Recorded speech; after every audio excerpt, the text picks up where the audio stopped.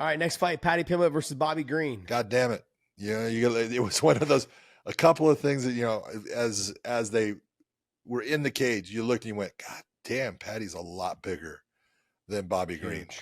And then I even tweeted about that. And when Bobby was moving forward and trying to land shots, you could see, the size was giving him problems as far as just getting that range finder. His ability to control the distance wasn't there. And I thought Paddy was just taking his time, being very smart, being respectful of what Bobby can do, but taking his little shots, his little kicks on the legs, all good stuff, just getting himself just into the fight and getting into a flow. And then when Bobby went for the takedown, first off, Bobby normally doesn't go for takedowns.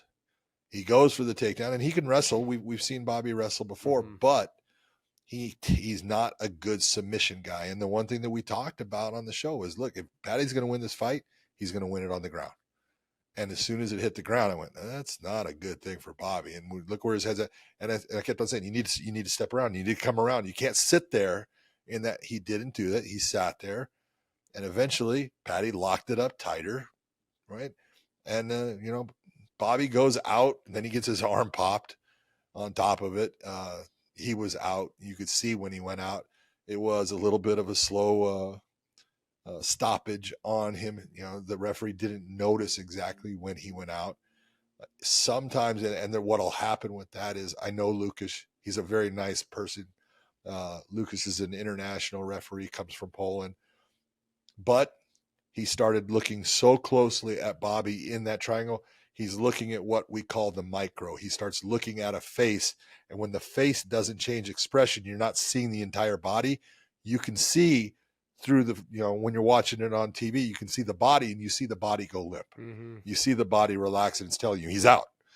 But Lucas, I don't think, saw the body. He was looking more towards the face, and that made him a little slow with it. Paddy then grabs the arm, extends the arm, and he definitely damaged the arm, because you could tell, because at the end of it, Bobby was keeping that right arm down by his side because it was not feeling good. So Great win for Paddy Pimblett. You got to give him credit. He went out there, 2 guys in a row that are veteran fighters, 2 guys that have had great careers. Tony Ferguson first and now Bobby Green. He went out. He's performed against him. He put on great performance against Tony Ferguson, and he just put on a phenomenal performance by being a guy that submitted Bobby Green.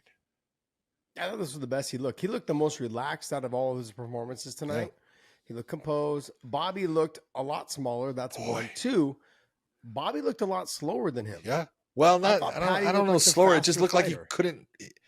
The speed was there, but it was the shots weren't even close to coming into contact on a lot of them. That might have been because of the size and the reach. Bobby seemed like he was so much further away. Yeah. Maybe that's because he seemed a lot smaller. Yeah. He just couldn't find the range. Yeah. Paddy was able to move in and out of range, maybe because of the reach. I don't know. It was one of those things that I could tell right off the bat. Bobby didn't look comfortable out there. That's why he wrestled. Yeah, that's exactly why. You're absolutely right. He couldn't find that range, and every time he had to lunge in, Paddy was able to hit him.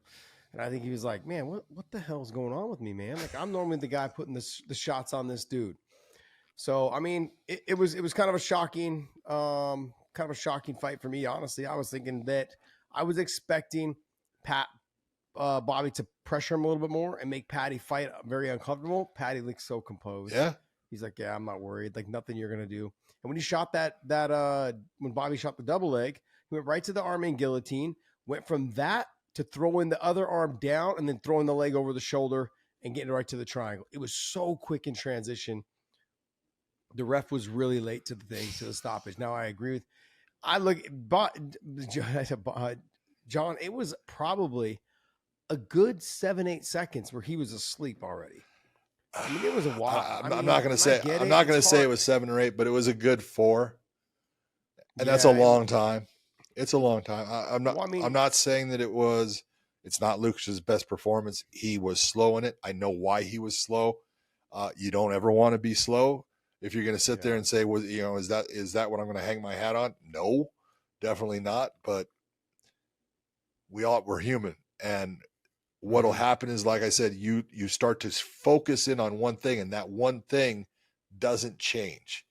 And so you're not getting the information you need, where you need to take your eyes, take them off of that one thing and start to look at what I call, instead of the micro, you're looking at the macro, you're looking at the whole package, and you'll see that the body is going to tell you exactly when he goes unconscious.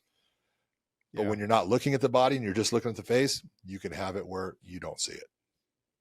Yeah, I think look, I'm giving him a hard time, but look, overall, I have to think in terms of the crowd's going crazy. There's 15,000 people in the arena making a ton of noise. The fighter, you're looking at the fighter hitting the armbar. If the technique's right, is the elbow in the right spot? Because if it's not in the right spot, I'm not really looking to stop it because of the armbar. The triangle's tight, obviously, but he kind of looks like he's still fighting it. That's because his body was spasming because he's been choked out for so long. Yeah. But I'm just, it was a while. Like, I admit it. When he went to the armbar, Bobby was out. Oh, no doubt. And like, so the arm just went straight, nice and easy. And you're like, okay, I know. And so I get it, but maybe we can fly Lucas in quickly for tomorrow's command class so we can get this thing figured out. So this doesn't happen again. But Lucas, giving you a hard time, buddy. It happens. It does. I get it. Look, we've seen way, way worse. Absolutely. Not just in submissions, but we've seen worse in knockout stoppages. We've seen way worse in a ton of things. Yeah. But yeah, I just felt like that was one of those fights where it all happened so fast. The shot, the arming guillotine, triangle right to there, boom. Then the grabbing inside the leg, finishing it, going to the armbar. But look, I can't take anything away from Paddy, man. He looked good tonight. Yeah. He looked on point. He looked huge for the weight. He looked relaxed out there. He's growing. Paddy Pimblett has proven that, you know what, he belongs. He is able to take on guys that have had great careers. Obviously, they're past their prime, but it's the UFC. This is who they're giving him. Give him some love, John. Let's not throw that in there. They're past their prime. Well, come on. You're not going to say Tony Ferguson is past his prime. You're not going to say Tony's past his prime. Come on. Let's be honest. Take a look at what's happened in the record. He is past. Bobby was someone you could look at and say, look, Bobby's still got a lot of, oomph in his career. He's still able to beat a lot of good guys. Just Paddy was better on this night. And so you got to give Paddy Pimblett. He's in the rankings now. But life, I do love, I'm going to tell you right now, I loved his call out. His call out of Moicano, fantastic. Perfect fight. Love that fight. That's a tough fight, though. That is a tough fight. Tough fight. John. I love it. He's not asking for an easy one.